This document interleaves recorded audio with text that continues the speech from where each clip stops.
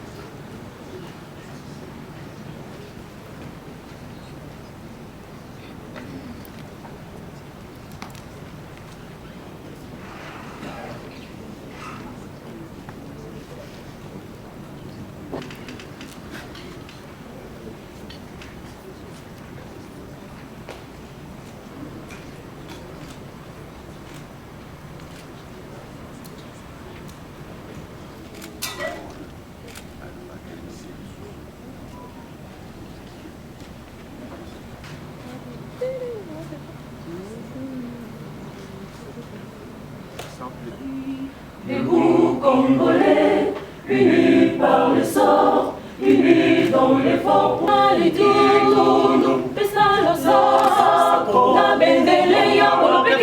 il y a notamment le plaidoyer pour la relance des activités du centre de retraitement de minerais basé à Bukavu, en Bitontalit, les Bains et l'Or. Depuis le lancement de veille stratégique, d'organiser cette première réunion du cadre de concertation sous le thème « Les défis de la modernisation de l'exploitation minière artisanale en République démocratique du Congo, causes et défis ». Plusieurs plateformes au sein de mon ministère ont eu à travailler sur l'artisanat minier. Comme vous le savez, aujourd'hui, les PIM que le ministère des Mines a et continue à porter aujourd'hui, c'est l'exploitation artisanale. Avec tout ce qu'il y a comme défi, nous avons eu en son temps à organiser l'état généraux des mines. Nous avions eu à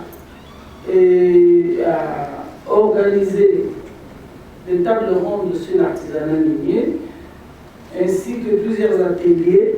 Nous sommes allés à Zongo plusieurs fois, premièrement d'abord pour essayer d'évaluer l'artisanat minier en République démocratique du Congo et penser comment formaliser, pas formaliser parce que c'est déjà formel, normaliser l'exploitation artisanale que nous vivons au quotidien. Et plusieurs fois, nous avons eu à organiser avec le présidentiel de veille stratégique CPVS en sigle, qui vous convie aux assises de ce jour, est un service spécialisé créé au sein de la présidence de la République par l'ordonnance numéro 20/013 ter du 19 mars 2020 et placé sous l'autorité directe de son Excellence Monsieur le Président de la République, chef de l'État. La principale mission du CPVS consiste à suivre et à évaluer la mise en œuvre des engagements du Président de la République tels qu'ils sont stipulés dans le programme d'action du gouvernement. En l'occurrence, ici, l'engagement du chef de l'État qui est visé est celui qui figure au 5e pilier du dit programme d'action du gouvernement, à savoir l'amélioration de la gouvernance dans la gestion des ressources naturelles. À cet égard, il s'agit notamment d'identifier les difficultés qui apparaissent dans la mise en œuvre des politiques publiques, des réformes et des principes de bonne gouvernance, afin de contribuer au renforcement de la responsabilité sociétale des entreprises minières, l'amélioration de la gouvernance minière et la maximisation des retombées socio-économiques. Du cadre national de concertation des parties prenantes du secteur minier, et je vous remercie d'avoir répondu positivement à cette invitation. Les présentes assises tirent leur origine de la volonté de son Excellence Monsieur le Président de la République Félix Antoine Tshisekedi Tshilombo, chef de l'État, que je représente ici. Volonté maintes fois exprimée d'assainir le secteur minier, en particulier le secteur extractif. Et en général, on promouvant à travers des principes et politiques consciencieuses édictées une culture de transparence et de redevabilité, tout en veillant à garantir la récupération et la restitution au patrimoine commun des ressources et de leurs fruits, l'objet de litiges étrangers. Cette vision, comme cela a été rappelé ici, mieux traduite par le pilier 5 du programme d'action du gouvernement 2021-2023, consacré notamment à l'amélioration de la gouvernance dans la gestion des ressources naturelles, des entreprises publiques du secteur du portefeuille et des finances de l'État, nécessite un suivi assidu et concerté, tant elle demeure pour continuer les travaux. Voilà, Monsieur le Président. Oui, Madame. Merci. La République, chef de l'État, qui est le champion de la bonne gouvernance dans le secteur de mine. Et en ma qualité de directeur général du SAEMA, je voudrais clarifier quelques points ici. Je suis très content de tous les intervenants du fait qu'ils ont essayé presque d'expliquer l'essentiel. Je vais aller au concret. Ça veut dire quoi? Vous avez une société en face de vous qui s'appelle Primaire. Et nous sommes ici pour la traçabilité. Le chef de l'État dit qu'il veut faire des Congolais des millionnaires. Les Congolais. La première des choses, c'est que nous devons savoir que l'artisanat minier est réservé pour les Congolais. Et les Congolais, qu'est-ce qu'ils en bénéficient? Nous héritons un service public de l'État créé par le décret du Premier ministre, mais qui est en souffrance d'obtenir tout d'abord la première difficulté de SAEMAP n'a pas un règlement d'administration. Depuis 2003, c'est la première difficulté. Un service qui n'a pas un règlement d'administration, comment nous pouvons travailler sur ça? Parce que nous parlons de la traçabilité. Tout doit commencer par le respect des tests, comme nous sommes dans un pays de l'État de droit. Cette difficulté nous met mal à l'aise pour travailler. Mais qu'à cela le tienne, je dois passer directement aux stratégies. Et vous dire qu'on a parlé ici au moins de 750 kilos d'or pour un mois. C'est le système que le SAEMA, un logiciel que je vais mettre à la disposition des Congolais pour ne pas aller chercher de gauche à droite. Vous avez un service que l'État a donné la responsabilité d'encadrer tous les artisanaux consacrés par les codes de l'élément minier. Et aujourd'hui, ce n'est pas un rêve. Aujourd'hui, je peux vous le dire avec les statistiques, ils sont déjà à 650 kilos d'or. C'est pour une seule province. Nous avons pris l'échantillon des Sud Kivu. Nous parlons en termes de kilos. Mais si vous prenez en termes de chiffres, on est à 46 millions de dollars. Et vous rêvez quoi?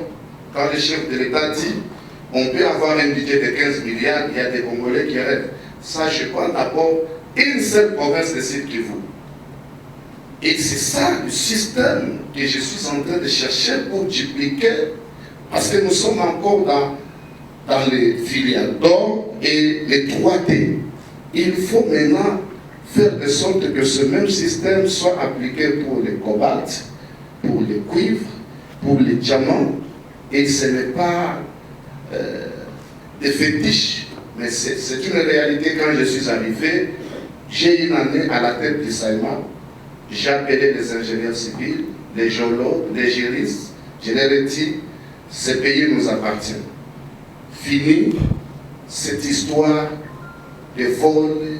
Et quand vous arrivez au niveau de l'Est, là, c'est inacceptable de trouver les Indiens, les Libanais, les expats bien. Nous voulons notre pays, c'est un pays hospitalier, mais les gens qui arrivent, quand vous entrez dans les sites miniers, vous êtes en face de vous des Chinois et tous ces gens-là. Qui leur donne le visa?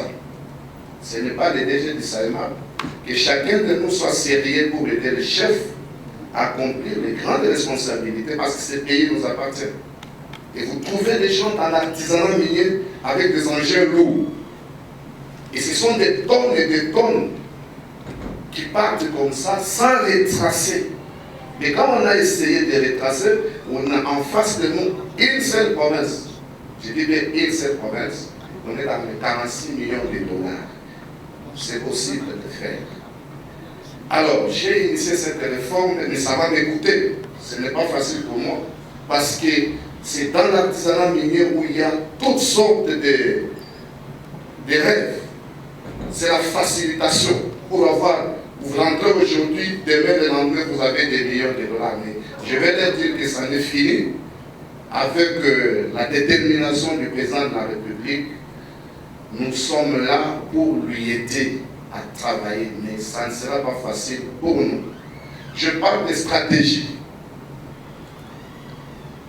Quelles sont les stratégies envisagées pour moderniser le secteur minier artisanal?